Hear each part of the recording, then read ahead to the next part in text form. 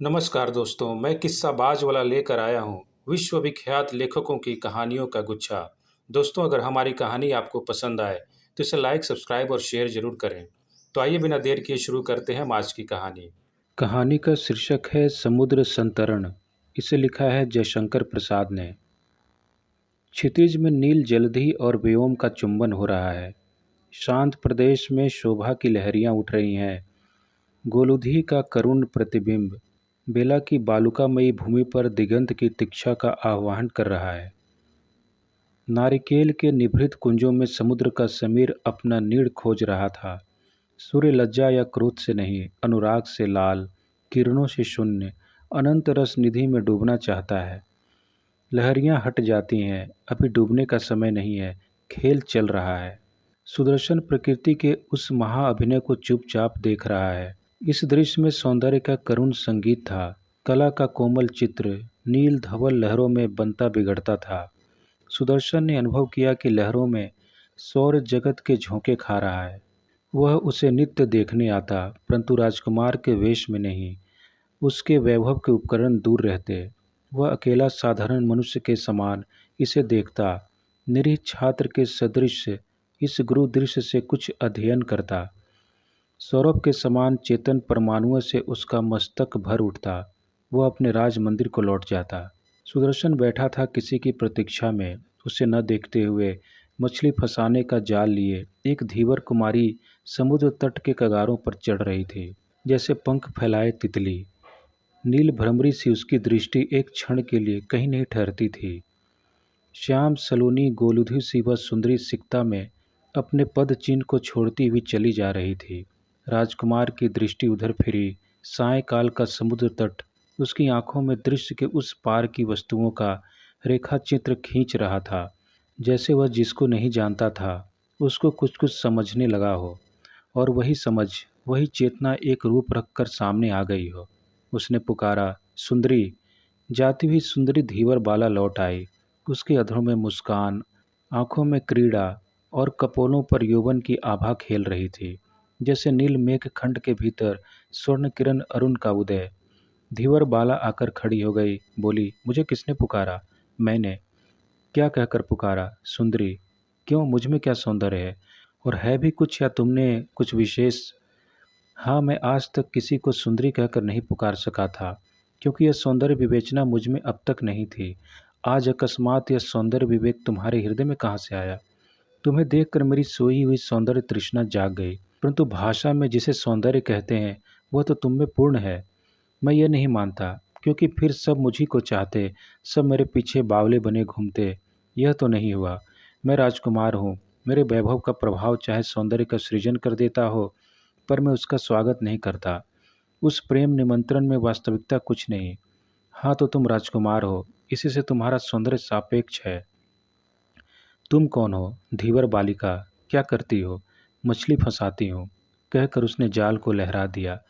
जब इस अनंत एकांत में लहरियों के मिस प्रकृति अपनी हंसी का चित्र दच्चित होकर बना रही, तब तुम उसके अंचल में ऐसा निष्ठुर काम करती हो?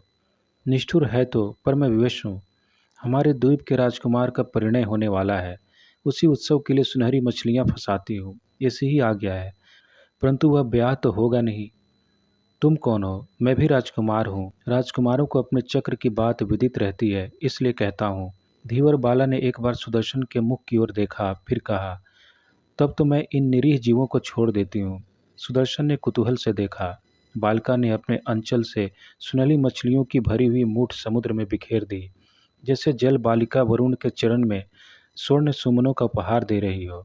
सुदर्शन ने प्रगल्भ होकर उसका हाथ पकड़ लिया और कहा, यदि मैंने झूठ कहा तो कल फिर जाल डालूंगी। तुम केवल सुंदरी ही नहीं, सरल भी हो, और तुम वचक भी हो। कहकर धीवर बाला ने एक निश्वास ली और संध्या के समय अपना मुख फेर लिया। उसकी अलकावली जाल के साथ मिलकर निशीथ का नवीन अध्याय खोलने लगी। सुदर्शन सिर नीचा करके कुछ सोचने लगा। धीवर बालिका चली गई। एक मौन अंधकार टहलने लगा। कुछ काल के अनंतर दो व्यक्ति एक अश्व लिए आए। सुदर्शन से बोले, श्रीमन, विलंब हुआ, बहुत से निमंत्रित लोग आ रहे हैं। महाराज ने आपको स्मरण किया है। मेरा यहाँ पर कुछ खो गया है, उसे ढूंढ लूँगा तब लौटूंगा। श्रीमन, रात्रि समीप है, कुछ चिंता नहीं, चंद्रोदय होगा। हम लोगों को क्या आज्ञा है, जाओ। सब लोग गए। राजकुमार सुदर्शन बैठा रहा। चांदी का थाल लिए रजनी समुद्र से कुछ अमृत भिक्षा लेने आई। उदार सिंधु देने के लिए उमड़ पड़ा। लहरियां सुदर्शन के पैर चूमने लगीं। उसने देखा, दिगंत विस्तृत जल राशि पर कोई गोल और धवल पाल उड़ाता हुआ अपनी सुंदर तरणी लिए हुए आ रहा है। उसका विषय शून्य हृदय व्याकुल हो उठा।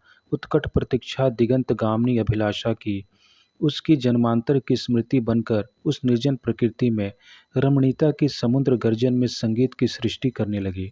धीरे धीरे उसके कानों में एक कोमल अस्फुट नाद गूंजने लगा। उस दुरागत स्वर्गीय संगीत ने उसे अभिभूत कर दिया। नक्षत्र मालिनी प्रकृति हीरे नीलम से जड़ी पुतली के समान उसकी आंखों का खेल बन गई। सुदर्शन ने देखा, सब सुंदर है।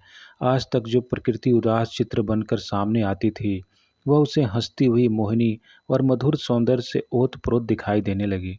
अपने में और सब में फैली हुई सौंदर्य की विभूति को देखकर सुदर्शन की तन्मयता उत्कंठा में बदल गई। उसे उन्माद हो चला। इच्छा होती थी कि वह समुद्र बन जाए, उसकी उद्वेलित लहरों से चंद्रमा की किरणें खेले और वह हंसा करे। इतने में ध्यान आया उस धीवर बालिका का।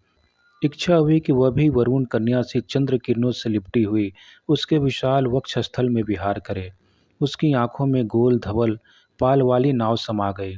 कानों में अस्फुट संगीत भर गया। सुदर्शन उन्मत्त था। कुछ पद शब्द सुनाई पड़े। उसे ध्यान आया कि मुझे लौटा ले जाने के लिए कुछ लोग आ रहे हैं। वह चंचल हो उठा। फेनील जलधि में फांद पड़ा। लहरों में तैर चला। बेला से दूर चारों ओर जल, आंखों में वही धवल पाल, कानों में अस्फुट संगीत। सुदर्शन तैरते तैरते थक चला था। संगीत और वंशी समीप जा रही थी। एक छोटी मछली पकड़ने की नाव आ रही थी। पास जाने पर देखा, धीवर बाला बंसी बजा रही है और नाव अपने मन से चल रही है। धीवर बाला ने कहा, आओगे? लहरों को चीरते हुए सुदर्शन ने पूछा, कहाँ ले चलोगी? पृथ्वी से दूर जल राज्य में, जहाँ कठोरता नहीं, केवल शीतल कोमल और तरल आलिंगन है। प्रवंचना नहीं, सीधा आत्मविश्वास है। वैभव नहीं, सरल सौंदर्य है। धीवर बाला ने हाथ पकड़कर सुदर्शन को नाव पर खींच लिया। दोनों हंसने लगे, चंद्रमा और जल निधि भी। धन्यवाद।